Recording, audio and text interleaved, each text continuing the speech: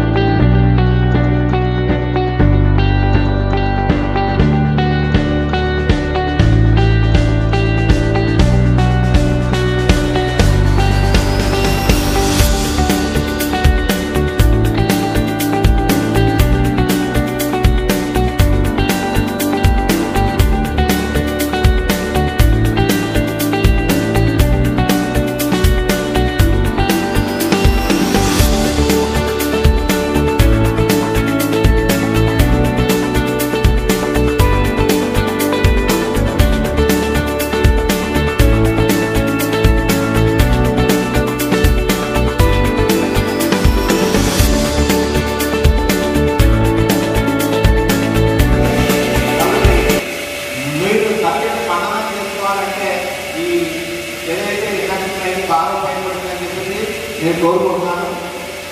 మీరు రాబోయే రోజుల్లో జాగ్రత్తగా మీ యొక్క కెరియర్ని డెవలప్ చేసుకుంటూ మన ఎంపీఓ చెప్పినట్టుగా హెచ్ఎంస్ అవుతారు, ఎంపీఓస్ అవుతారు ఇమీడియట్గా. మేము టైం బాగుంటుంది ఇమీడియట్గానే. ఎందుకంటే ఆల్రెడీ స్కూల్ వచ్చి హెచ్ఎంస్ మా జిల్లాలో ఇంకా ఖాళీ ఉంది. మరి అది ప్రమోషన్ ఇస్తారు.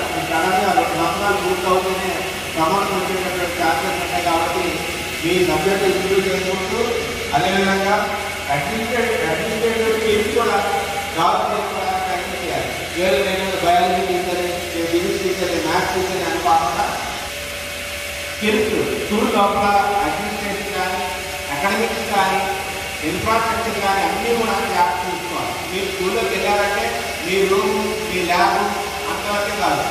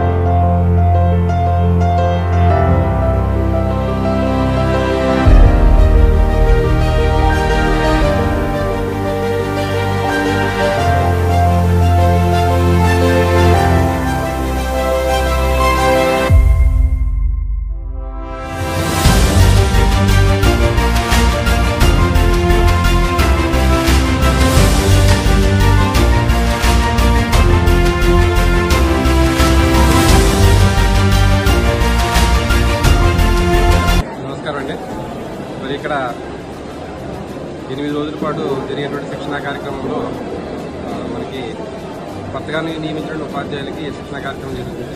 ఈ కార్యక్రమంలో భోజనాలు కానీ టిఫిన్ కానీ అన్నీ కూడా చాలా హోమ్లీగా ఉంటున్నాయి. మన ఇంట్లో ఎలా అయితే ఉంటాయో అలాగే మనకి చాలా రుచికరంగా పెడుతున్నారు. మనకి ఆయిల్ అవి కూడా మంచి ఆయిల్ వాడుతూ, ఫుడ్ కూడా మెటీరియల్స్ కూడా మంచి మెటీరియల్స్ వాడుతూ చాలా చక్కని భోజనాన్ని మనకి అందిస్తున్నారు. ఎక్కడ కూడా ఎవరికి ఇబ్బంది లేకుండా 8 రోజుల పాటు రెసిడెన్షియల్ ట్రైనింగ్ ఉన్నటువంటి మాటలు కాదండి. ఫుడ్లో ఏమాత్రం చిన్న ప్రాబ్లం వచ్చినా సరే వాళ్ళు వెంటనే హాస్పిటలైజ్ అయ్యే అవకాశం ఉంటుంది. కానీ ఎటువంటి ప్రాబ్లం లేకుండా అందరూ చక్కగా శిక్షణ కార్యక్రమాలు తీసుకుంటారంటే మరి ఈ భోజన కార్యక్రమాలు కానీ, మార్నింగ్ టిఫిన్ కానీ, స్నాక్స్ కానీ, అలాగే టీ కాఫీలు కానీ, నైట్ భోజనం చేసే వరకు భోజనం, టిఫిన్ చేసే వరకు టిఫిన్ అడిగి పెడుతున్నారు. అలాగే ఆదివారం బుధవారం కూడా నాన్ వెజిటేరియన్ అందిస్తున్నారు. అదే సమయంలో వెజిటేరియన్ ప్రత్యేకంగా కౌంటర్ పెట్టి అక్కడ అందిస్తున్నారు. సో ఈ కార్యక్రమం అంతా కూడా చాలా చక్కగా నిర్వహిస్తున్నారు. ఈ వెండర్ గారు మంచి ఏర్పాటు చేయడం జరిగింది. ధన్యవాదాలండి. అసలు దగ్గరగా ఉండి మాత్రం మాట్లాడకూడదు. నేను ఎందుకు చెప్పాలంటే మాకు డిఈఓ ఆఫీసులో చాలా కేసులు వస్తాయి. నవంబర్ నెలలో లాస్ట్ ఇయర్ నవంబర్ నెలలో 5 క్రూసర్ కేసులు కేసులు నమ్మకం జిల్లాలో 5 క్రూసర్ కేసులు. ఒకసారి ఒక టీచర్ అదే లేకుండా కూడా క్రూసర్ కేసు ఇస్తున్నాడు. క్రూసర్ కేసు అంటే చాలా జాగ్రత్తగా ఉండాలి. అలాగే మీరు కూడా చాలా జాగ్రత్త పడాలి పిల్లల విషయంలో. అలాగే మీరు పబ్లిక్ తోటి ఎక్కువ తల్లిదండ్రులతో రేప పబ్లిక్ దృష్టిలో కమ్యూనిటీ దృష్టిలో మంచి టీచర్గా నిలబడతారు. లేదంటే ఈ టీచర్స్ మీద ఒక బ్యాడ్ రిమార్క్ ఉంది. లక్షల్లో జీతాలు తీసుకుంటారు, వస్తారు, వెళ్ళిపోతారు. ఓకేనా? ఆ రిమార్క్ చెరిగిపోకూడదంటే మీరు ఖచ్చితంగా కమ్యూనిటీ బట్టి ఎక్కువ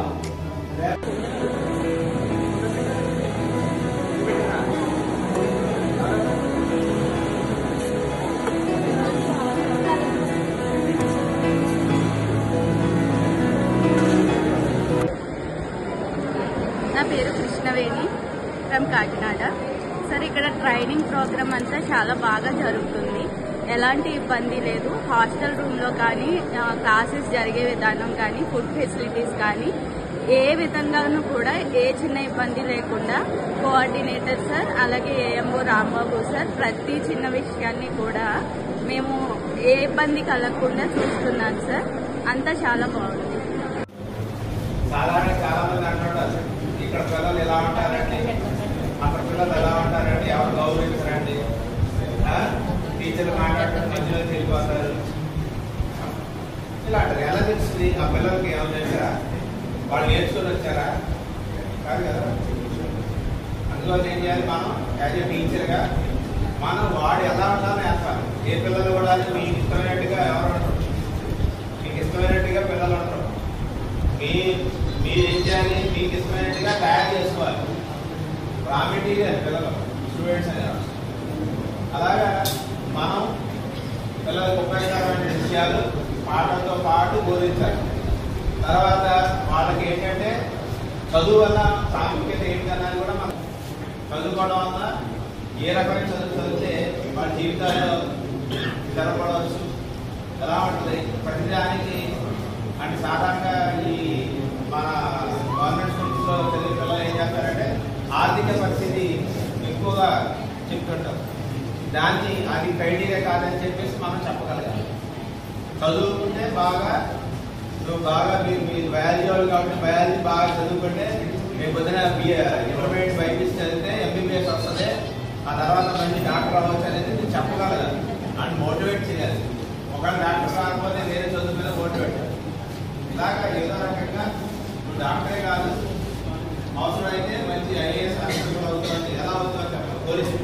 పోలీస్ డిపార్ట్మెంట్ మీద ఇంట్రెస్ట్ ఉండదు, టీచర్ అంటే ఇంట్రెస్ట్ ఉండదు. ఇంజనీరింగ్ డిపార్ట్మెంట్కి వెళ్ళాను, ప్రైమరీ స్కూల్స్ పిల్లల్ని అడుగుతున్నాను.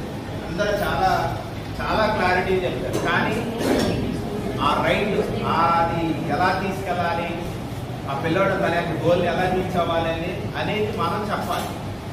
మీకు తెలుసు కదా, ఆల్రెడీ మీరందరూ చదువుకున్నారు కదా. మనం ఆ పిల్లవాడి యొక్క గోల్ ఎలా రీచ్ అవ్వాలనేది మనం చెప్పాలి.